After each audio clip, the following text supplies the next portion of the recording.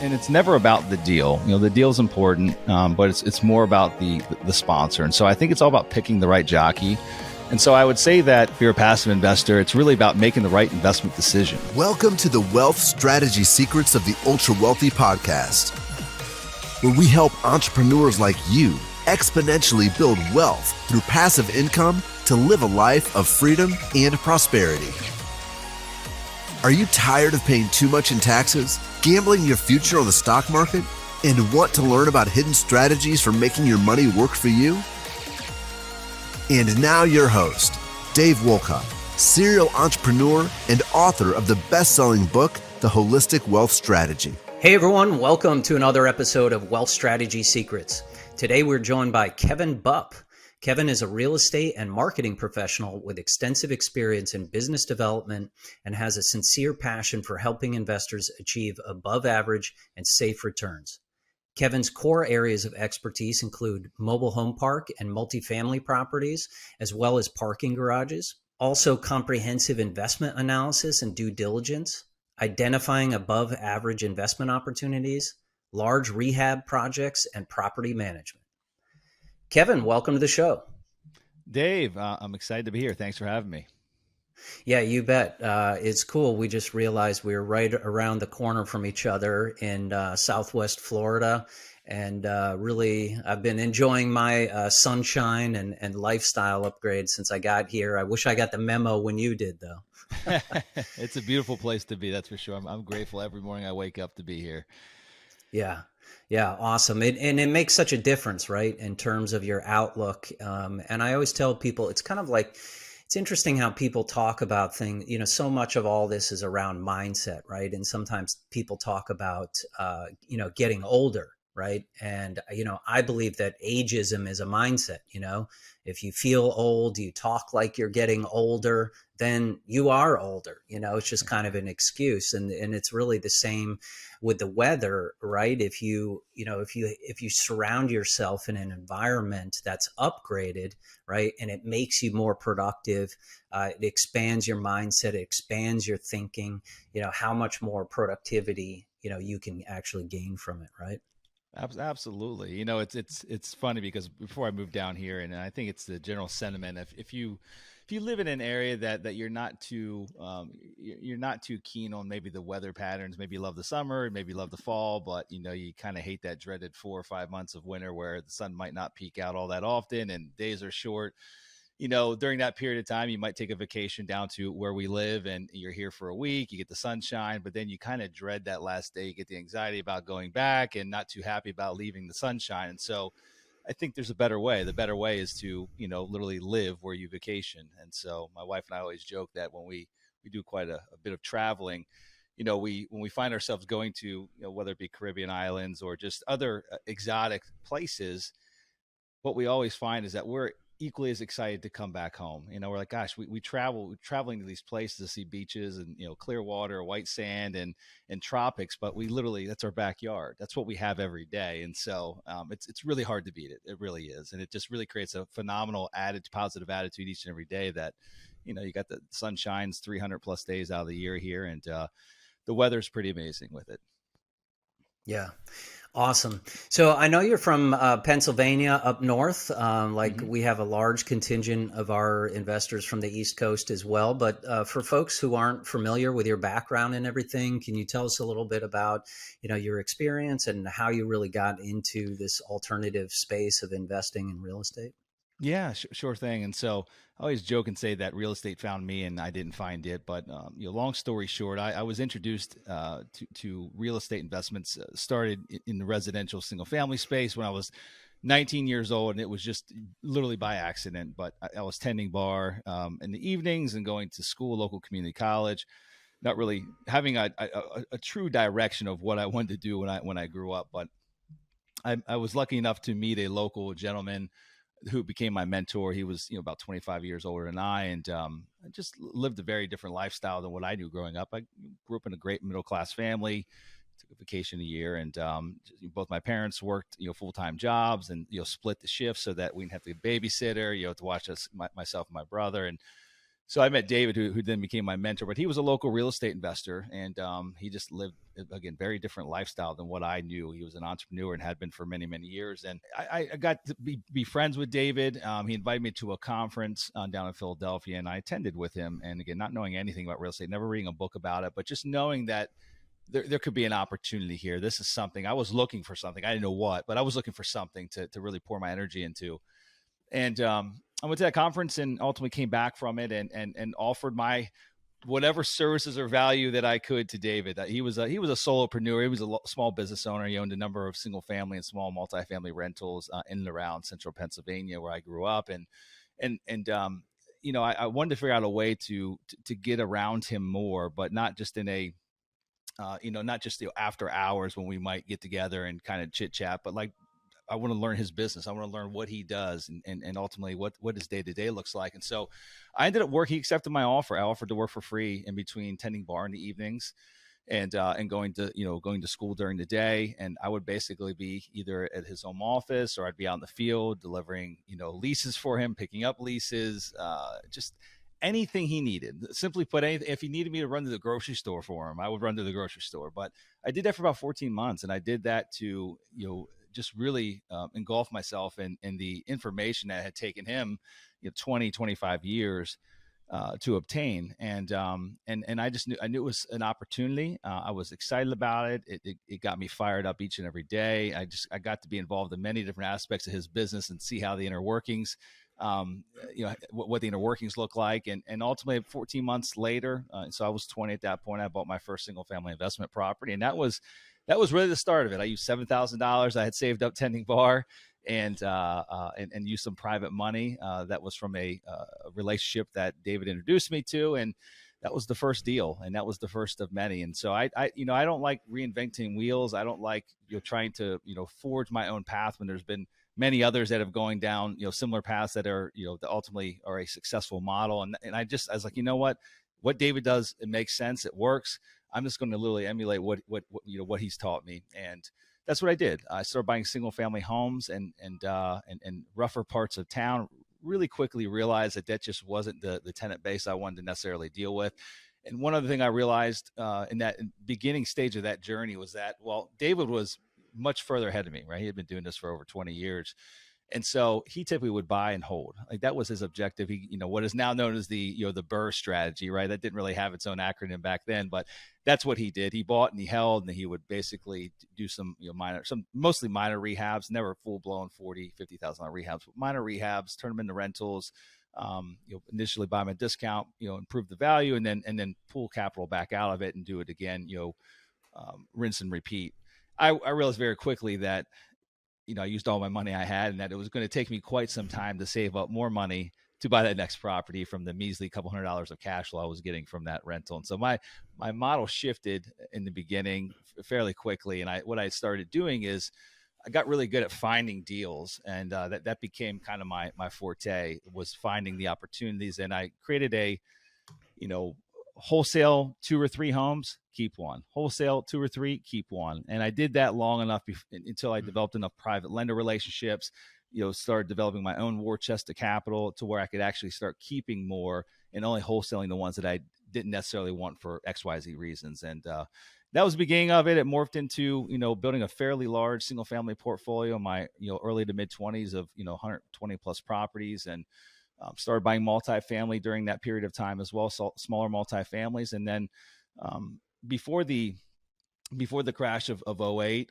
really started delving into commercial properties as well, self-storage, office, retail. Just wanted to play a bigger game. I felt that there was a more efficient model. I'd started studying underneath different mentors that were in the commercial space, and just knew that there was a better way to be spending my time, energy, and resources rather than buying one house at a time. And so fast forward, 08 happened. 08 was a disaster, really challenging time, especially down here in Southwest Florida. Florida was like ground zero. It was a complete just catastrophe down here with the housing market. Took me a couple years to really get things, damage control settled. And then in 2011, I bought really what is the first property of the second phase of kind of my real estate legacy. And that was a mobile home park. And that was an asset class I had never considered before, and bought that back in 2011. Have been buying mobile home parks ever since. We own them in 13 different states. In addition to mobile home parks, we also own parking assets. So parking garages, parking lots. Those are kind of our two niches nowadays. Again, we've bought over, $250 million of assets in the past 7 or 8 years, and having a lot of fun doing it, and love both those niches. They've been incredibly successful for us, and have left the single family world in the dust. Don't really have an interest in that anymore, because there's just a much more efficient way to deploy our capital dollars. Yeah, such an interesting background, and the fact that you actually got into it really early on.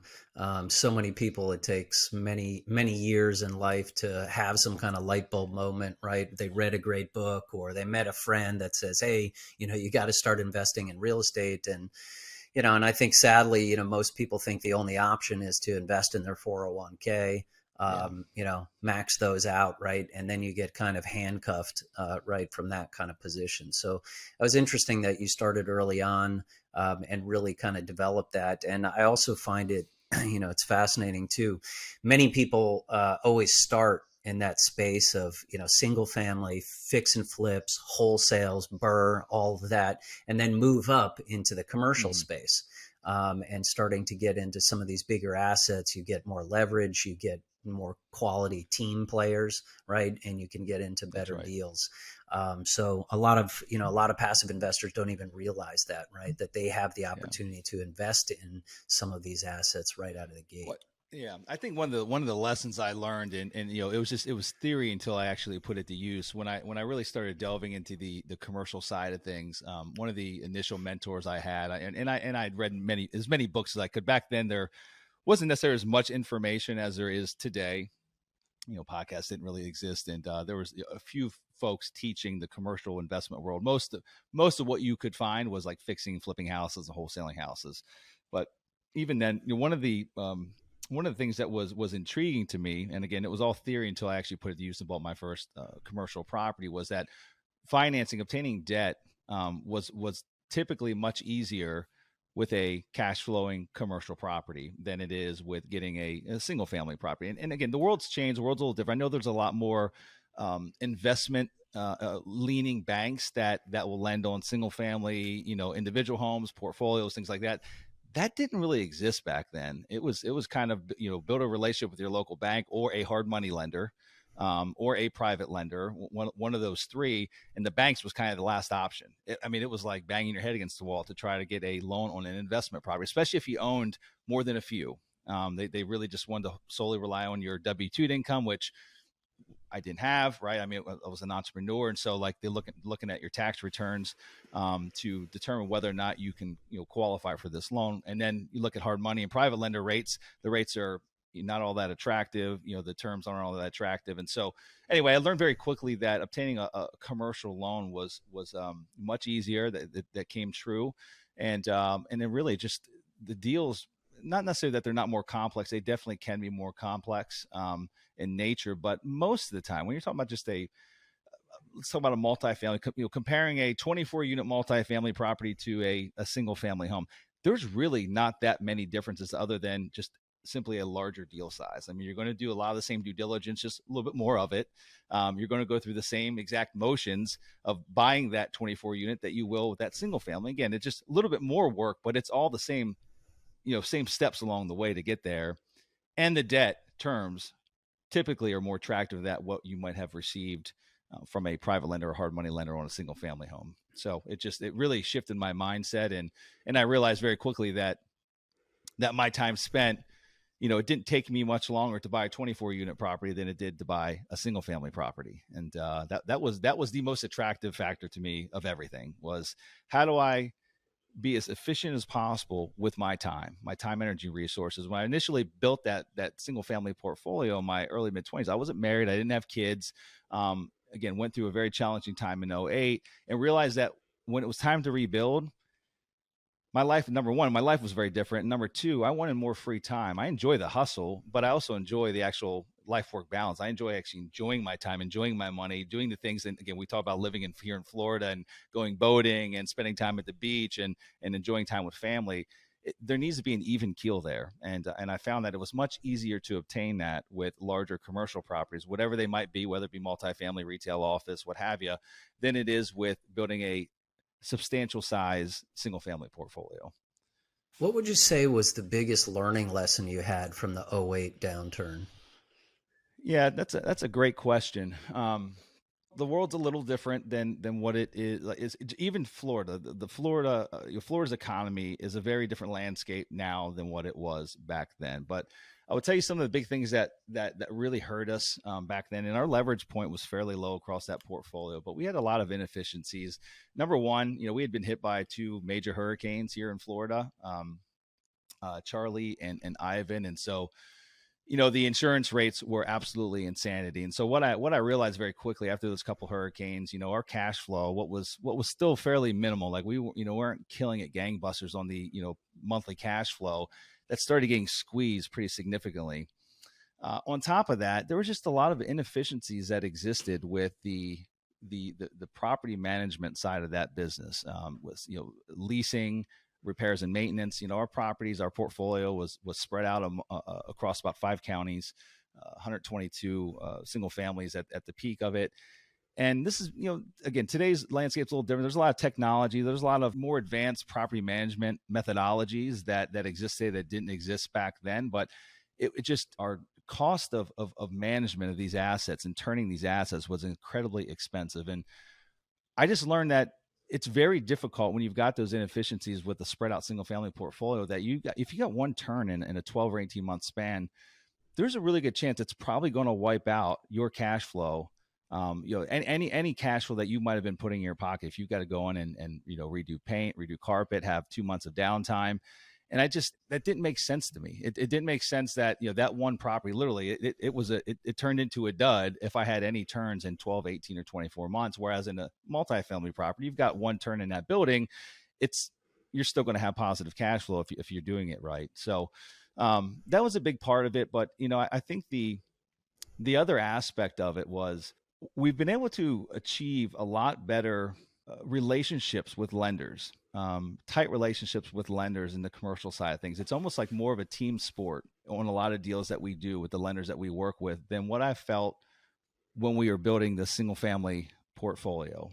Just a lot more flexibility when times are tough. I mean, it's kind of, you work through it together. If there's challenges with a particular deal, you work through it together. And I didn't necessarily feel that way with the different lenders that we had worked with historically in the single family space. And so it's just, I feel there's more of an alignment of interest on these larger deals and the banks that we have on our side. It's more of a, hey, like we're doing this together, both in this to make money. If there's any hiccups along the way, like COVID caused a lot of hiccups across the board. And I feel like I had many personalized conversations with lenders, just not knowing what was going to happen, and felt that there was empathy on the other side, and that ultimately we would work through this together, and that we're kind of in this for the long haul. And so I never felt that way with a lot of the loans and the lenders that we worked with in the single family portfolio. So there's litany of reasons, but the big part for me, Dave, was really the inefficiencies. It's just much more efficient to run larger properties where you can get professional management in place. You can hire a professional asset manager, whether it be in-house or third party, what have you.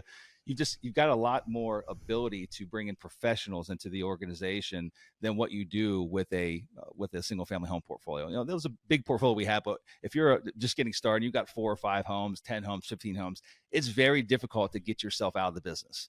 It's very difficult until you get scale to get yourself out of the business. And you can get scale much faster by buying a commercial property. Literally one commercial property of the right size can be the scale that's necessary to truly get yourself out of the business and get professionals in to help you run the business. Yeah, a lot of similarities between that and Rod Cleef, and actually what he Rod's went a good through friend of mine as well. Yeah, and he lives down the street.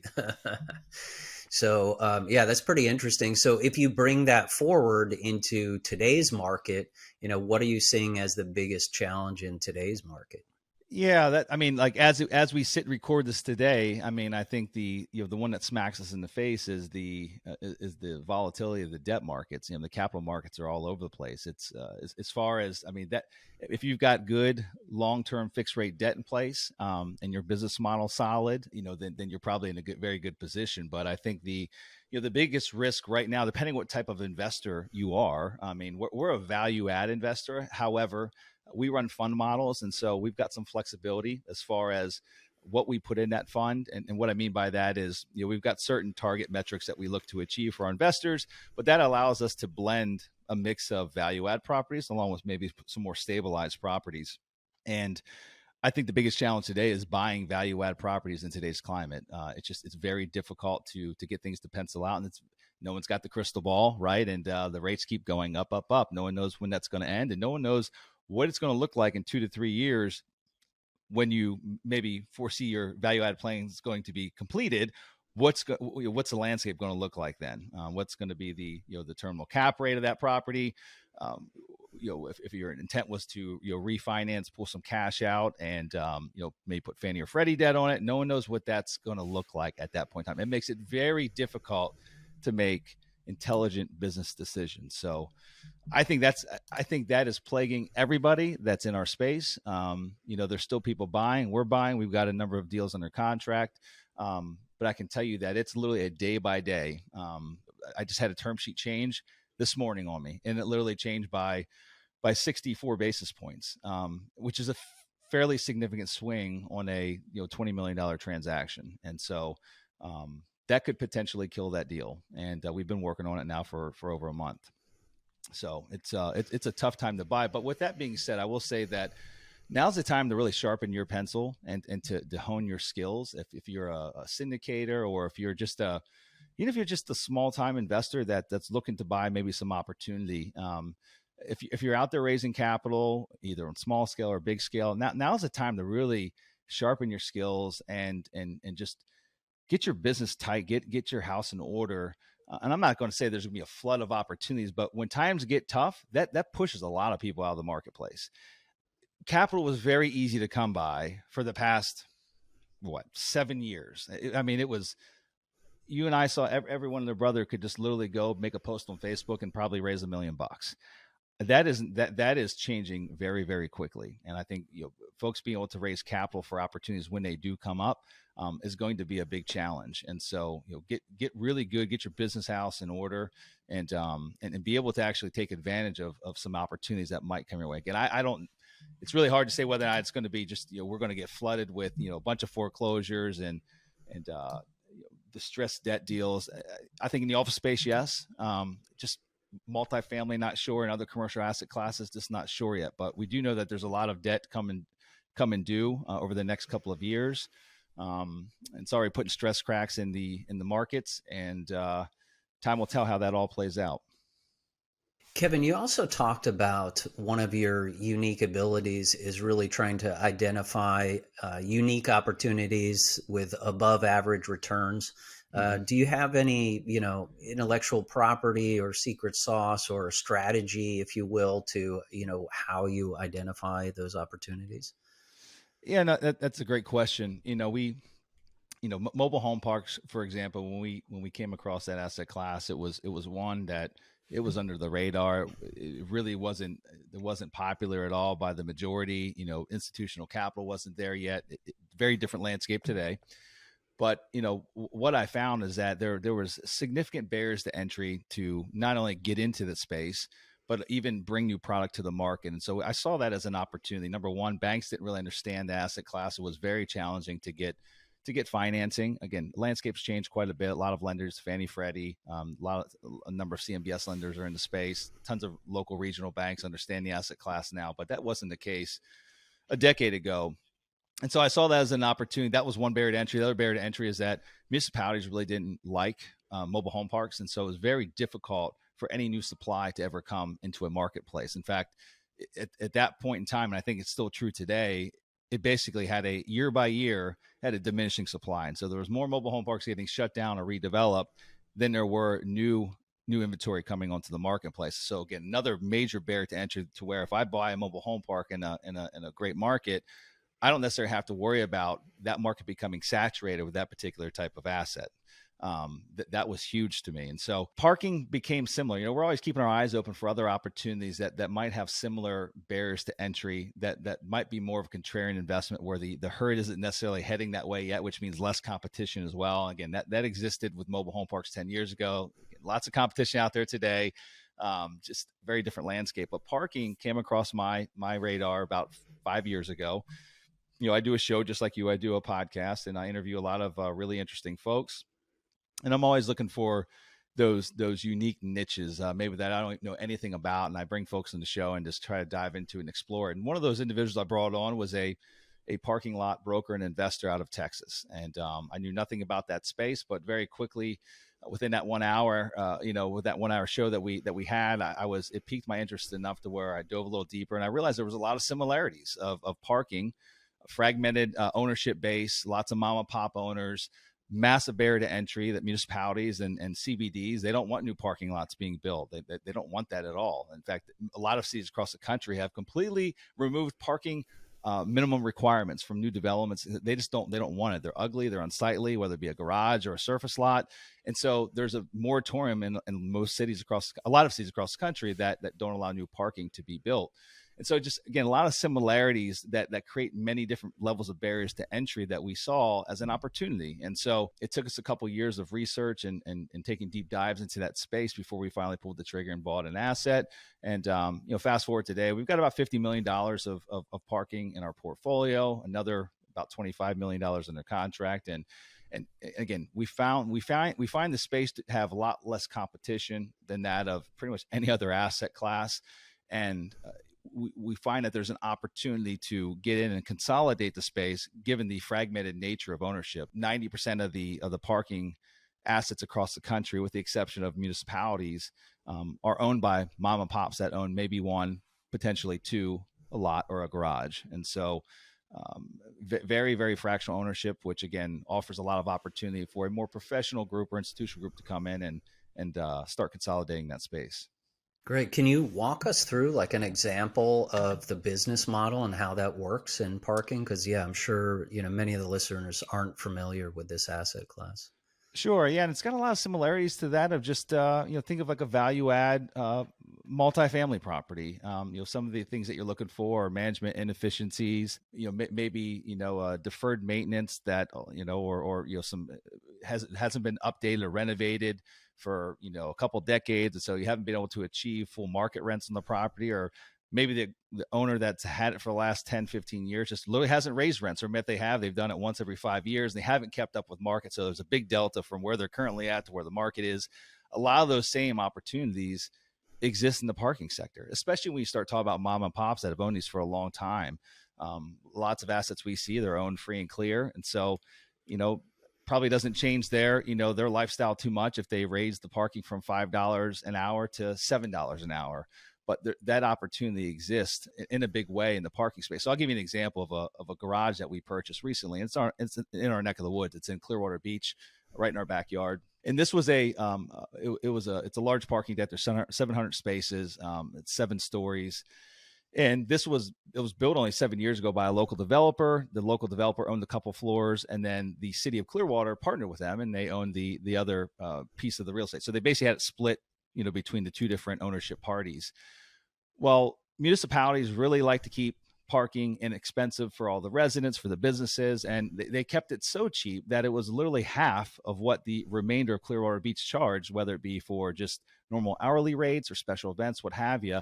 And so the city was literally losing money from what they invested into this property. They were losing money year after year because they literally weren't charging enough money for the parking, nor did they have any dynamic pricing in place that fluctuated given the supply demand factors, depending on whether it's a busy holiday weekend or a special event, something along those lines.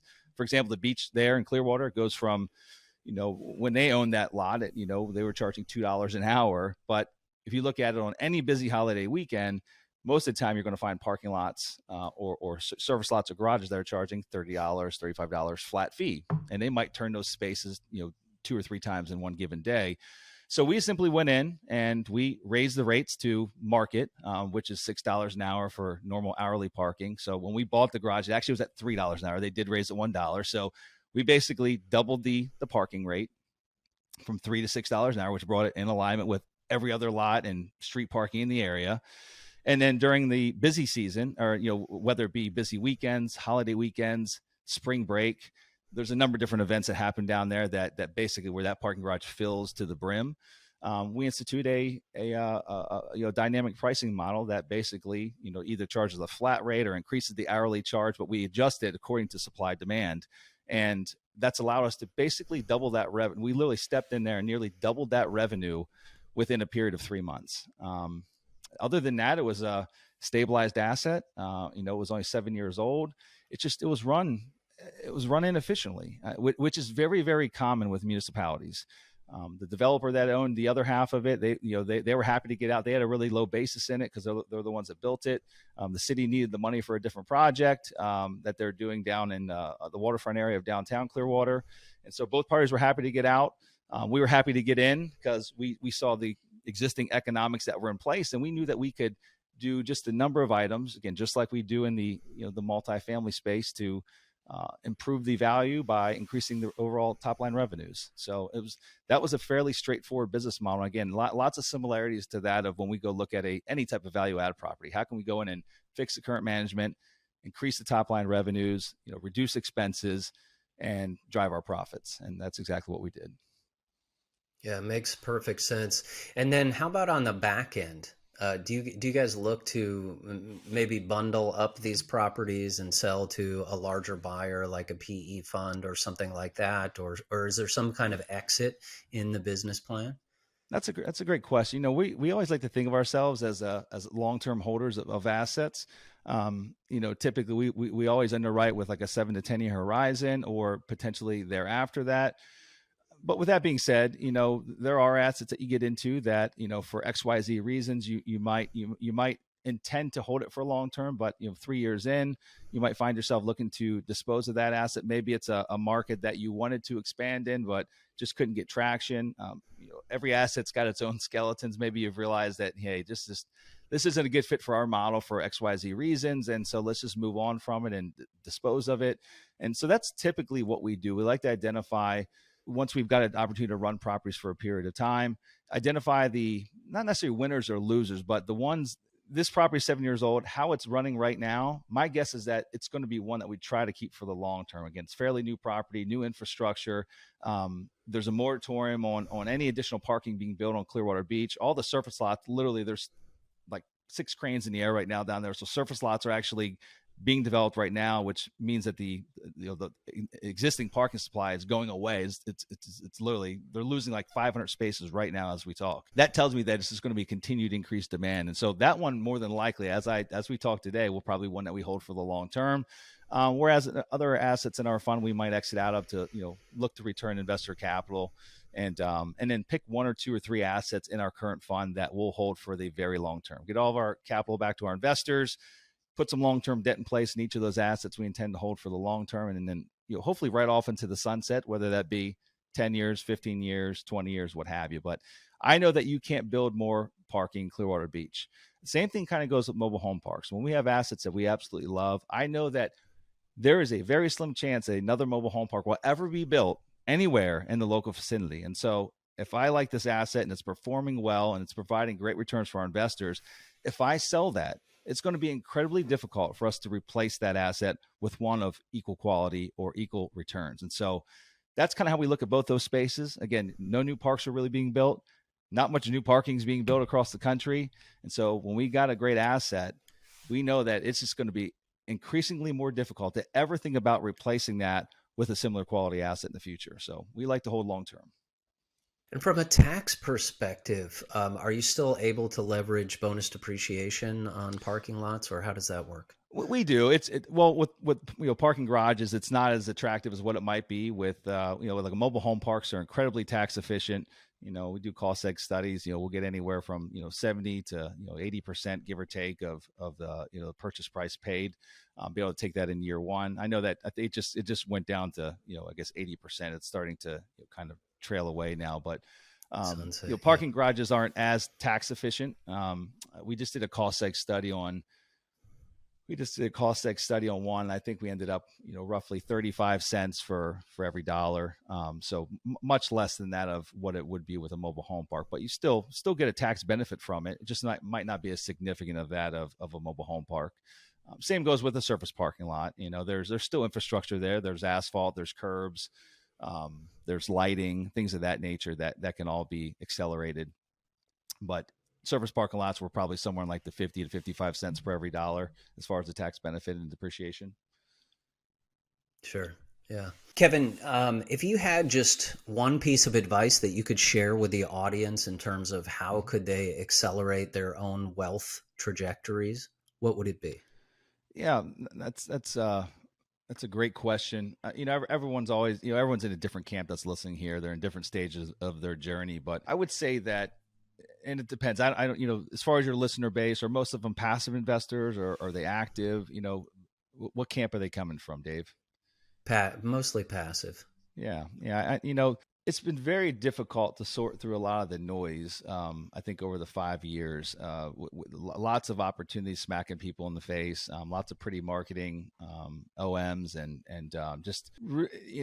it's never about the deal. The deal's important, but it's more about the sponsor. And so I think it's all about picking the right jockey. And so I would say that if you're a passive investor, it's really about making the right investment decisions and really betting on the right horse or the right jockey, and spending your time focused on learning how to vet different sponsors and find the one or two or three, however many you need to diversify your portfolio, but find the ones that you believe in. You believe in their investment philosophy. Forget how pretty their marketing is, but you believe in the business plan, you believe in their investment philosophy, but also more importantly, that their business plan and their overall investment objectives are in alignment with yours, whatever they might be, whether yours are more short term, maybe you've got 20, 25, 30 years to kind of build your fortune. Just make sure that there's a direct alignment between the two. But again, back to the original point of spend as much time as necessary. Don't just look to deploy your capital as fast as possible. Maybe you're trying to do it quickly to get a tax advantage, but I would say that I would rather pay some tax dollars than rush into an investment. And so take your time, research the different players in the marketplace. Get with someone that's got a track record. Get with someone that's transparent, communicates well. Spend time with them, and just ensure that there's an absolute alignment of interest there. That'd be the best advice I could give. Yeah, solid insights, Kevin. Really appreciate that. In your time today coming on to the show, I know you've got a ton of things going on. Certainly an interesting time of year that we're in, for sure. So much uncertainty out there. So really appreciate you sharing your wisdom with everyone, and learning about some new asset classes as well. If people want to reach out to you and learn more about what you're doing, connect, what's the best place? Yeah, sure thing.